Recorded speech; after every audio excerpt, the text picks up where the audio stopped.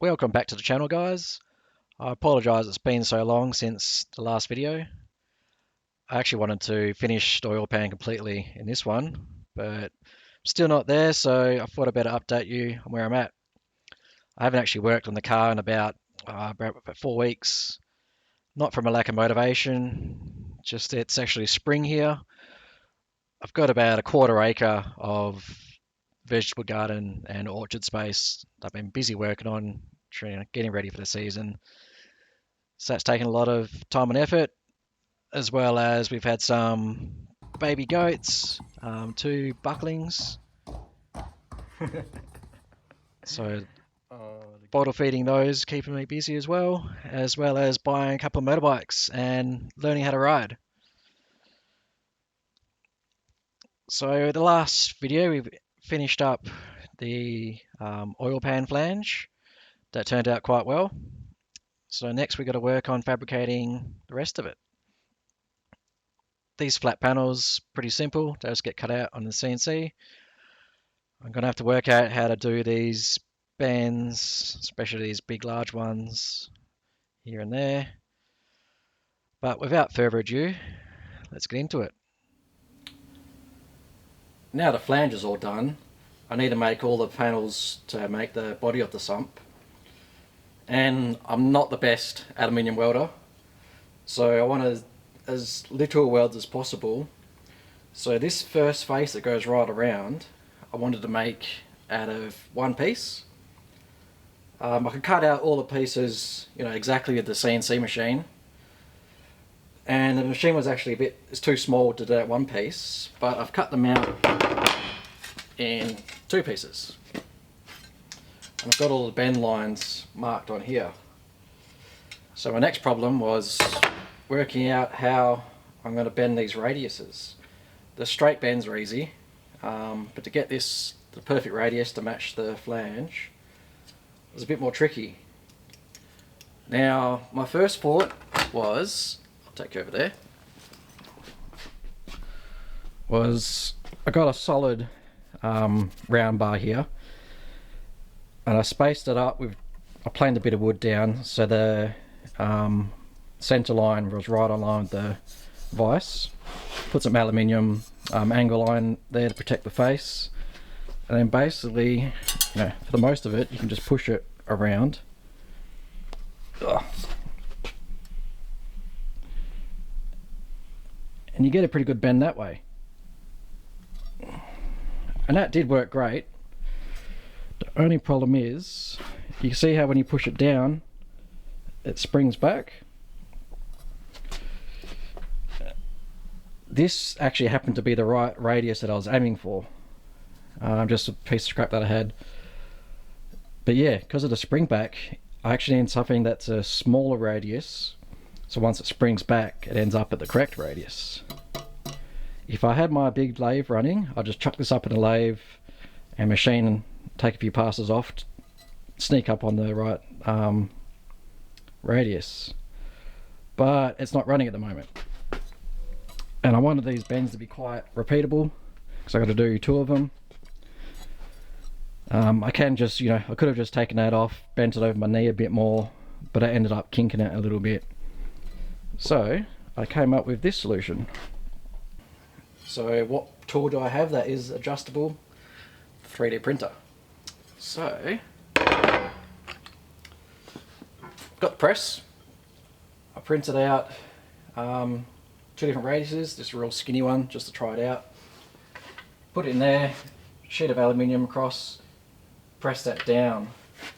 That gave me some data, worked out, I actually got to overbend this past 90 degrees and a smaller radius. So with that one I made this one. I was aiming for 42mm radius. Tried this one out, I ended up getting 45mm. So I was working out, I needed about 9% smaller die to end up at my desired diameter. So I did that one, and then came to this one, and this one worked out well. I can't actually remember the actual radius I ended up with, but yeah, this ends up with a 90 degree bend at 42mm radius. I did find that the different width material you put in ends up the same radius, but the angle is different. Not exactly sure why, but yeah, I can just press it, check it, need a bit more angle, press it a bit further. Yeah, I was doing various test pieces, and these are the results. Gives a nice perfect bend. It's repeatable, except for the different widths change the angle. And you might not have seen these tools, they're radius gauges. They do the inside and external radius. So yeah, I don't think this is the right one for this. What is this? This is the 25, which I think matches, no. Yeah, matches this one. So I don't know if you can see in there. Try to line these up. You just keep trying a different, it's like a feeler gauge set. There's all different radiuses. You keep trying them until you find one that matches. So that's how I was measuring them, then making adjustments to the model. So this one, I'm aiming for 27. I got 25, so I'm printing another one now.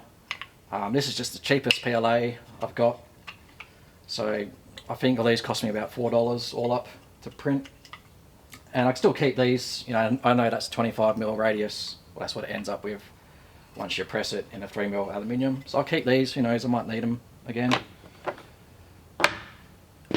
And yeah, so the plan is to, where is it? I think it's here. I've got to press in the 42mm radius in this one and 25mm at this one. And there's a couple of straight bends as well, which are pretty easy with my sheet metal bender. So I'll set you up and we'll do that. Okay, I've got you zoomed in. See, I've got the centre line marked on the dies, and I don't know if you can see in there, but there's a centre line marked where I want the bend to be. Just got a metal plate on top to spread the load over the whole plastic, and then some spacers just so that it gives room for when this bends up, it doesn't hit up here. Getting pretty ambitious trying to make this out of one whole piece. As I said before, I think not the best at welding aluminium, making it pretty, you know, getting those perfect stack of dimes. So I'm trying to reduce the amount of welds as much as I can. So hopefully I can make this out of one piece, or two pieces, this section anyway. It'd be lovely if it all matched up perfectly. I'm not sure if it's going to work, but I'll give it a go. So yeah, this takes no pressure at all. You know, you see it bends instantly, it doesn't show any pressure on the gauge. This would be great for a fly press. And get it to just there. And you watch as I release the pressure, it will spring back a little bit. So that's what I need to account for when you're making these dies. Try not to drop it on the floor. Like that. And yeah, that's a lovely little bend. We'll see how that matches up with the flange. And this is the test bit on the flange. I did have to bend it a little bit more. It was like 88 degrees. And it's sitting up in the back here because that's not bent yet. So it's not quite sitting all the way. But yeah, you can see it matches up pretty close. Like just hand pressure, I can push that in. So, you know, I'll clamp that up when I weld it. So pretty happy with that. The question's going to be, when I bend this side, the other sheet, will it match up perfectly in the center? And hopefully I can bend all these bends. And yeah, well, they all match up. So see, I've cut out most of the other plates. This one has to have a big bend put into it and stuff, but I guess I'm going to bend this sheet next. With the same die for this bend, and hopefully that matches up. Cross fingers. Still set at 90, and we went a tiny weeny bit too far. You can just see that rock there. But yeah, you know, I'll be able to flex that back with the clamps. And let's try it on the... There we go. That matches up really nicely. Now the real question is, will this side match up perfectly in the center? Oh.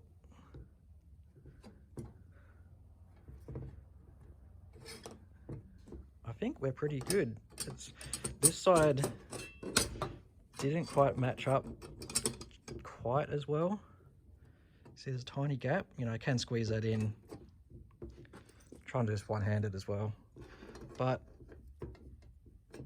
it looks like we're a smidgen too long in the center. So I just got to shave a little bit off of that. Yeah, I reckon I could probably pull that in with clamps. Yeah. So far, so good. Now, we got not 45, but you know, a couple of straight bends there. I don't know what that mark is.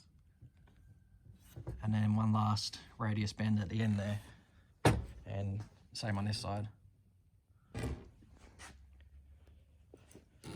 I say these are easy, but I've got to get them in the exact right position. So I might do a couple of test bends first to see what the offset's going to be. This is a pretty common flat bar bender. I'm pretty sure the model is UB100 from Hare & Forbes for your machinery. There's a few different clones out there. And I've got the line set up. It does have a scale, but it's pretty inaccurate. It gets you within about 3 degrees. I'm aiming for 11.25 degrees, but when I was doing my sample piece, test piece, about 9 degrees got me pretty close, so cross fingers. Better to underbend because it's easier to bend a bit further than it is to go to unbend. Try and just comparing it to my sample piece. I think I'm pretty good there. Yeah. Alright, so we'll back that off, undo that. I need to flip it over and do the second bend. Just show you this one. Yeah, I wanted the bend to be right at that peak in between those two lines. Now we're going to do this bend in the other direction. So need to get this set up with 2 hands, so give me a minute. Now the second bend, and I just need to bend that so that this is parallel with here. So we'll just go slowly. Have a look at that. I think a touch more. Oh, it's actually pretty close, I think. Might just go test fit that. Let's have a look. And I'm pretty happy with that. It probably needed a smidgen more, but because this is so thin, it flexes in quite easily. So last but not least is this little radius at the end. Wow. Cross fingers and your toes. I am. Set up for the last bend.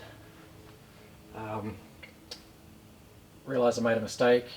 I should have left this long so it stuck out and touched, here, because it's short.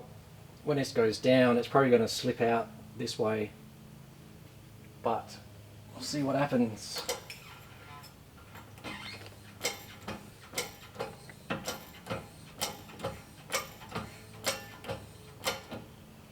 try and hold it in.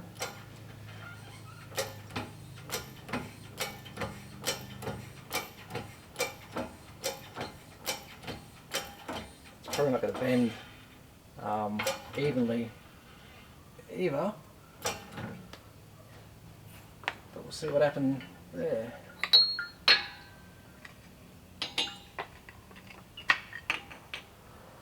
Oh, it doesn't look too bad. Doesn't look like we've quite made 90 degrees, but we'll check it on the flange, see what that looks like. So lesson learned, leave the end long so you've got a straight section. It's about as good as I'm going to get it, I think, for now. when I weld this on, you know, I'll weld up to here, and then I'll use some clamps to pull that in tighter and do the final weld. And there's another piece, you know, the back piece comes in here. But I think that's good enough to work with. We'll do the other side. You know what, I'm happy with that. So it's not matching up perfectly. But yeah, I can clamp it in place, do the welds, and you know, I might have to clamp this. It didn't quite get the full 90 degrees, but yeah, slight bit of hammering on the back maybe, or just clamping, and we'll be nice and tight. And I've got the other panel that goes in the back here. It forms the back wall. So yeah. Oh. I'm reasonably happy with how that turned out.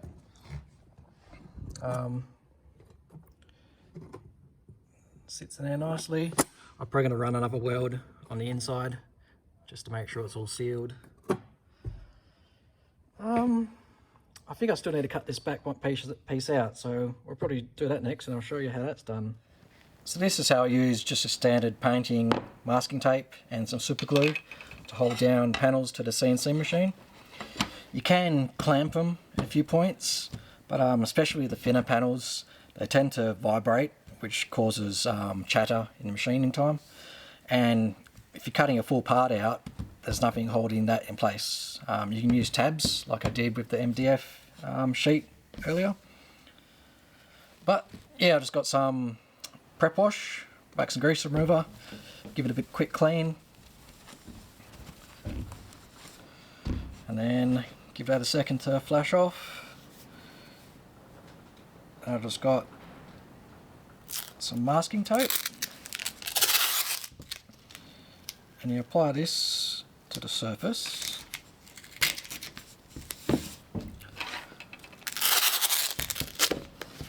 I'll try to get it so there's next to no gap at all between each piece.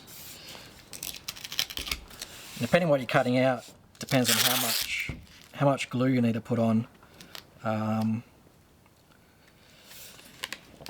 This is going to be quite a large piece that I cut out, so I don't need heaps of glue. When I'm doing like lots of small pieces, then there's only a small bit of glue on each piece, so I'll generally apply a lot more glue than something like this. Yeah. Cover the whole surface. I use a hardened dowel pin. Doesn't have to be hardened, but yeah, this is just to burnish the surface to get the masking tape really well adhered. You can actually see where you've burnished, where you haven't. But yeah, just give the whole lot. Run down like that. And I've actually taped it to the table here. You can actually use this to trim the masking tape. Just run it along the edge.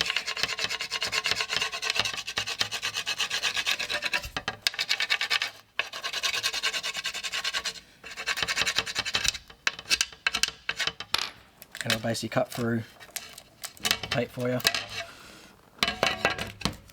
So I'll do that all the way around.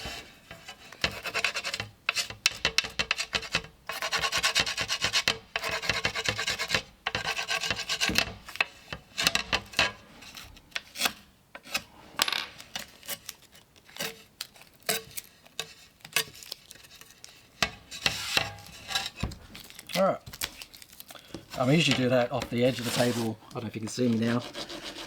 It's a bit easier than trying to hold it up and do it as I was a second ago. Just get these last few bits. Now I'll take you to the CNC and show you what I do on that side. So on my little CNC I've got a spoil board, it's just MDF with a 50 by 50 grid pattern. Which is threaded below as well. But it just allows me to put some dowels in, and then I can get this square to the axis of the CNC. And I need to put masking tape on the spoil board So I'm just taking note of where it runs to. So basically, you know, see it's in line with these holes and those holes.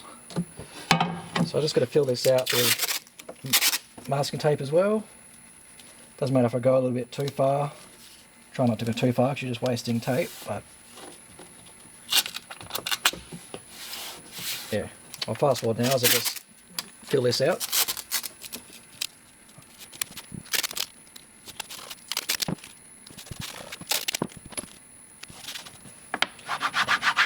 Burnish this side as well.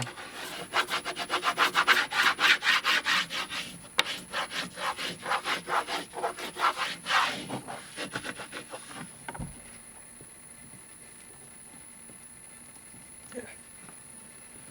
Poke that through the tape.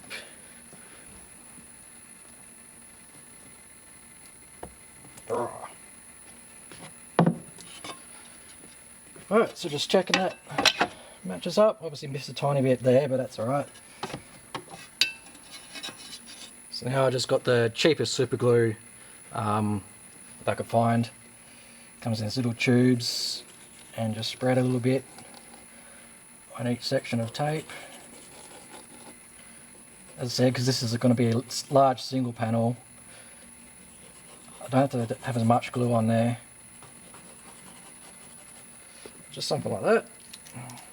Grab the panel, use my dowels to locate it, and then stick that down. Get a bit of pressure on. I've got some. These are just some bars from the what's it called? The hydraulic press, which I use as weights.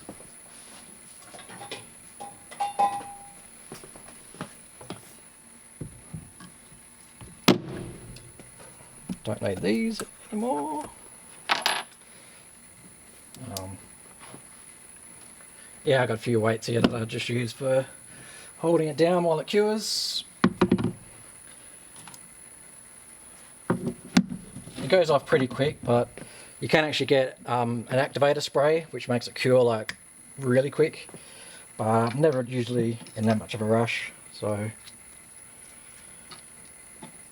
I just put the weights on and wait a little bit. So we'll let that cure and I'll bring it back. Now unfortunately you won't see as much with the dust boot in the way, but it keeps the aluminium from flying all over the place. And I'll probably have to turn the volume down, but here we go.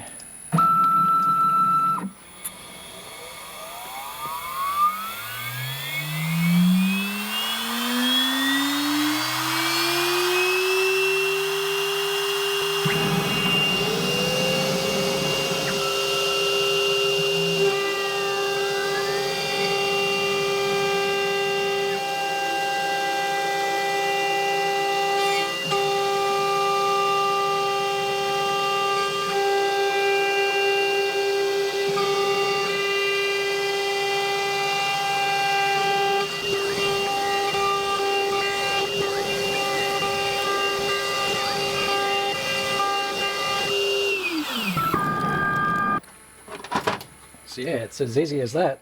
As I said, you could use clamps, but the benefit of this is there's no clamps for me to worry about hitting with the CNC. Nothing flies off, it's all held in place. I've had clamps here, like on the corners. This would have been loose and flown off. I would have had to use tabs. You can use double-sided tape, which works, but I find a double-sided tape is quite hard to get off. But you can see, you'll see this comes off really easily. The masking tape separates from the MDF. This is a scrap piece, but if you, and you just need to get the corner started, and then you can just peel the tape off like that. It does have the side effect of the chips stick to the masking tape on the last pass, which isn't perfect, but that's one of the prices you pay. And yeah, you can just pull off each piece quite easily. The larger pieces obviously stuck down a bit better. This masking tape is a bit strong and it does pull up my MDF, I do want to replace this with just some aluminium, because I find in the MDF, if I use coolant, it soaks into it. It's not the best material. You can see I only just cut the stock big enough for the actual piece. It actually helps to get under the masking tape. But you just ease it up from a few points.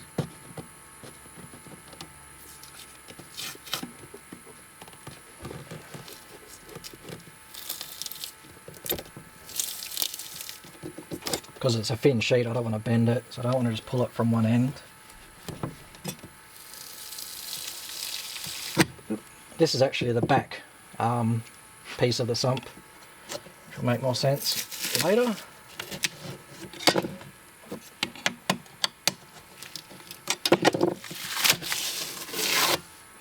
Yeah, that's one way you can hold down workpieces. Find it, yeah, especially good for large, thin. This isn't too thin, this is 3mm. You're cutting like 1mm plate and you just clamped it, it'll vibrate a lot and chatter. So this works really good with thin sheets. The 3mm you'd probably get away with clamping, but then, yeah, as I said, you have to worry about the clamps.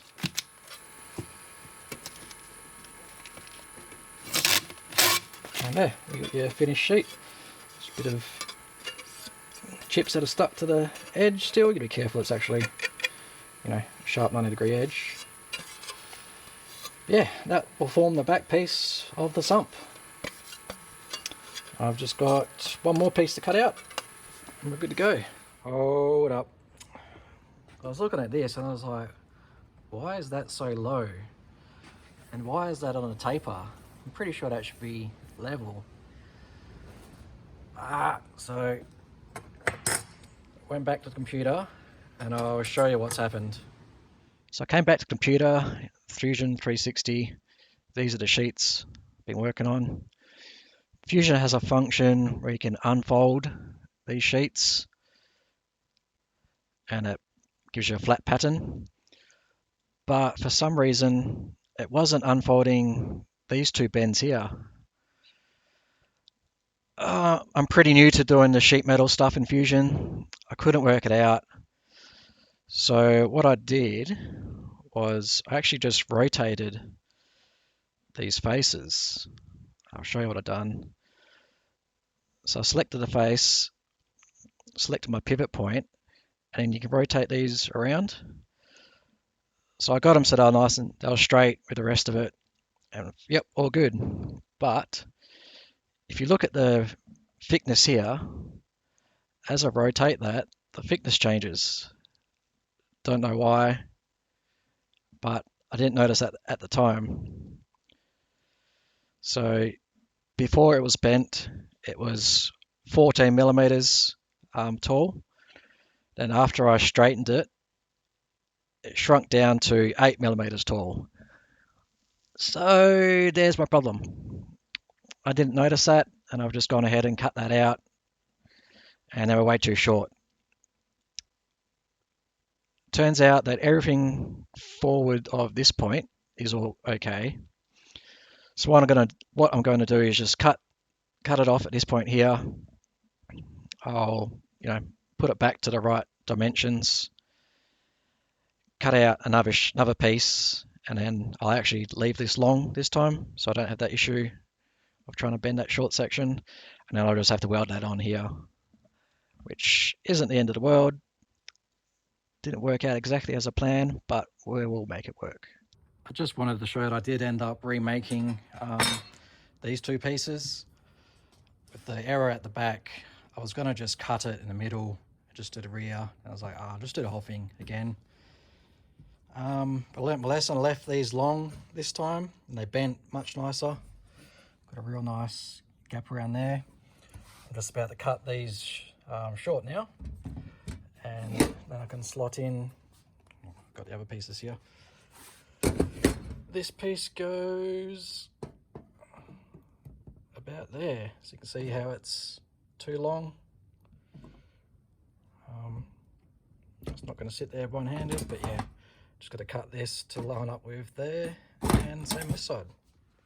So I've cut this belly panel out on the CNC, and to do this bend I don't want to print out a big 3D printed press bend jig, so I'm just going to use my magnetic pan brake, sheet metal brake, to do a bunch of small bends to sort of approximate the radius. And the good thing with the CAD drawing is I can see that the length of that bend is 98.64 millimeters, and the angle of the bend is 96.88, but that's the internal angle. I want the external.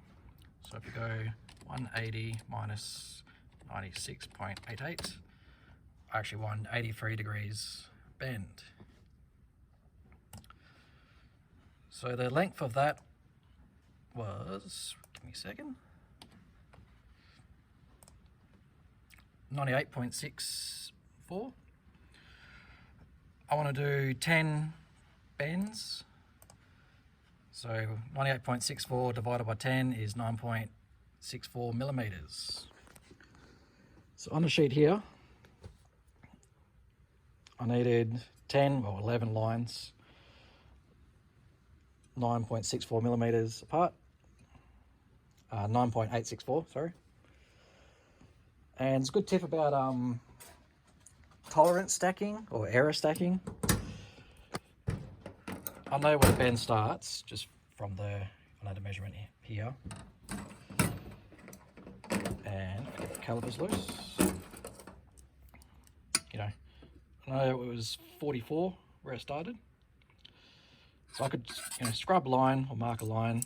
Then I could go to my 9.8, which is just roughly there, say. And I could sort of do the next scribe, mark that, do the next scribe, mark that, continue on like that. The problem with that is every marking and line is a chance for an error. I might be off by 0.1 millimeter. I'm not using the finest marker there is. So if I was off, say, 0.1 millimeter at each marking, by the time I got to the end, I could be up to 1 millimeter off. So instead of that, what I did was the 44, then I added 9.8 to that, which is 50 something, 53.8 something. Then I added 9.8 to that, and so on and so on. It is slower, but that means you're always taking your measurement from the same point, so you're not stacking errors.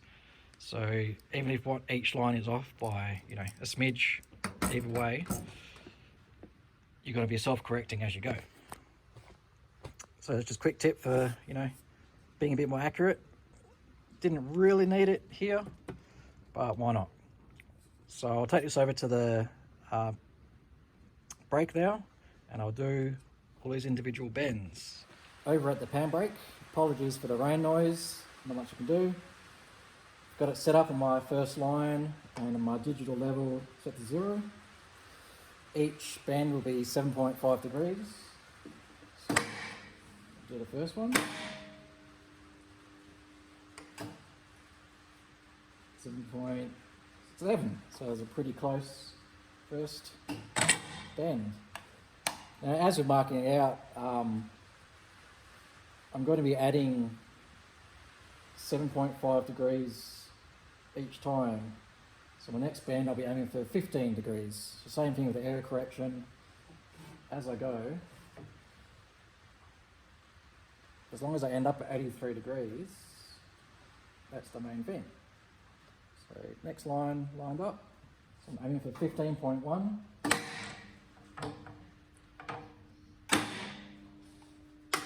And I can actually leave this on here. I gotta allow for spring back. You see as I let off, it drops. 12,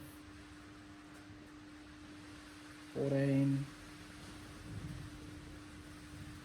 15.8. So I went a little bit too far, 16 almost. I'll actually 15.7. 15.7.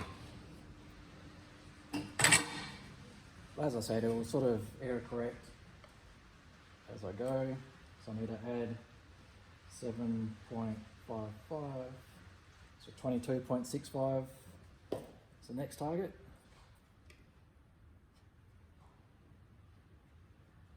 Line that up. I should be able, yeah, sticking out enough, I can clamp this on.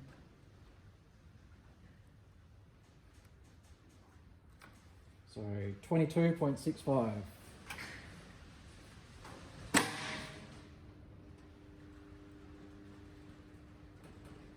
$19, $21, 22.2,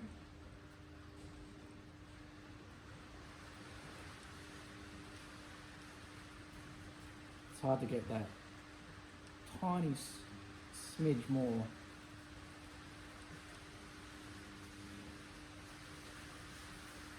And gone too far. 22.2, 23, sorry.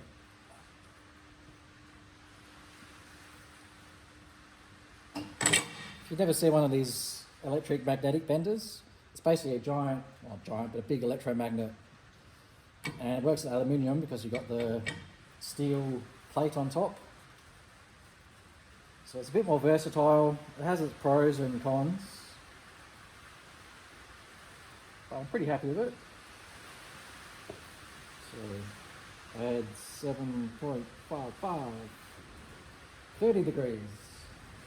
I don't know if you can see my hand, I was switching it on here. But then when you actually pull the handle a bit, it clamps down harder.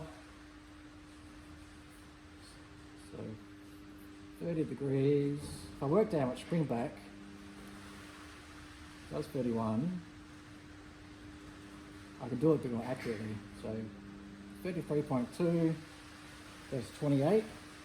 So what's that? About 5 degrees spring back. So if I go to 35, just under,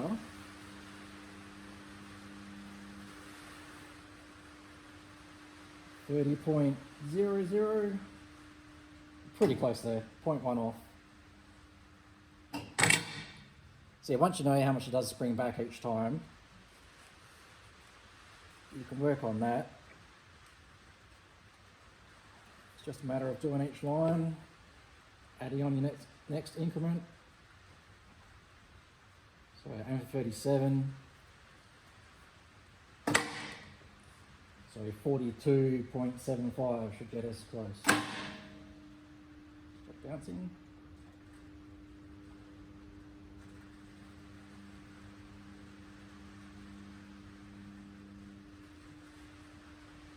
Go to 7.75.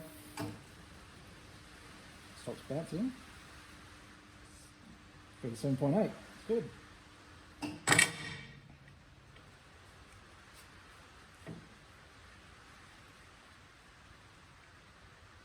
You gotta put your tongue out.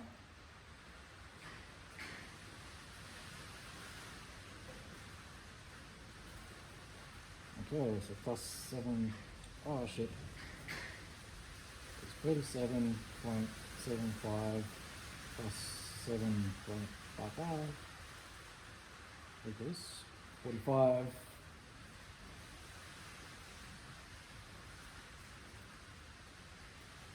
Oop.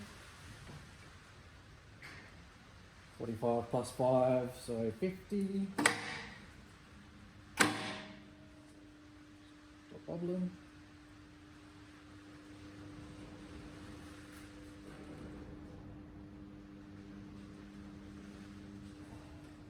Okay, 45.3, 44.9.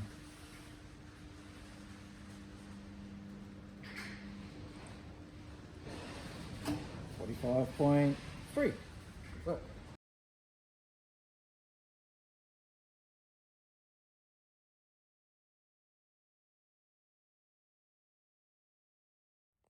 Pretty happy with how it's turning out.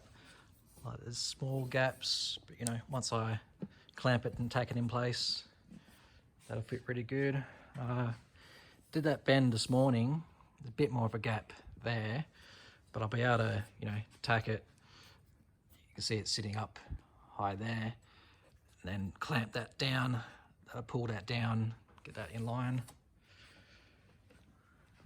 Same with this one, that was the first one I did. Obviously it's not getting it spot on, but I'll, yeah, you know, tack it, clamp that, pull that down. But yeah, I'm gonna do a test fit, make sure it all, you know, clears everywhere, and then we'll start welding. So I've got the engine sitting back on its mounts, all the weights, you know, off the crane.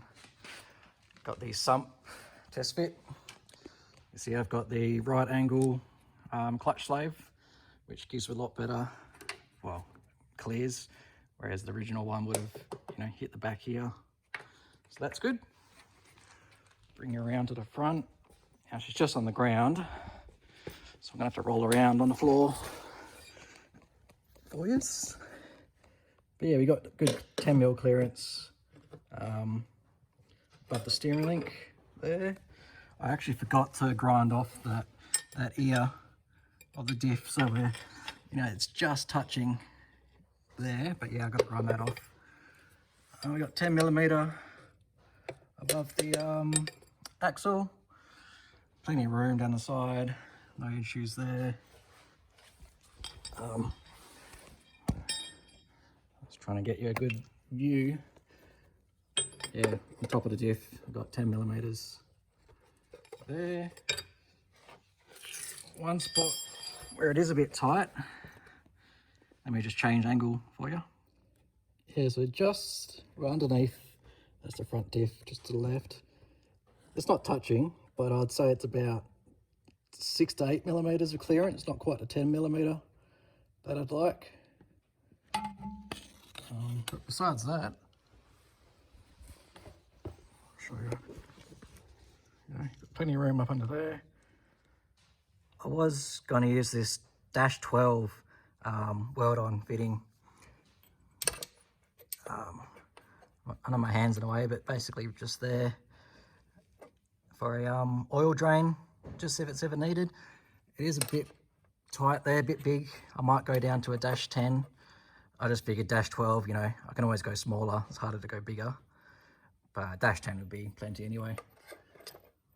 You know, that I could weld it on there, but I think dash 10 would fit nicer.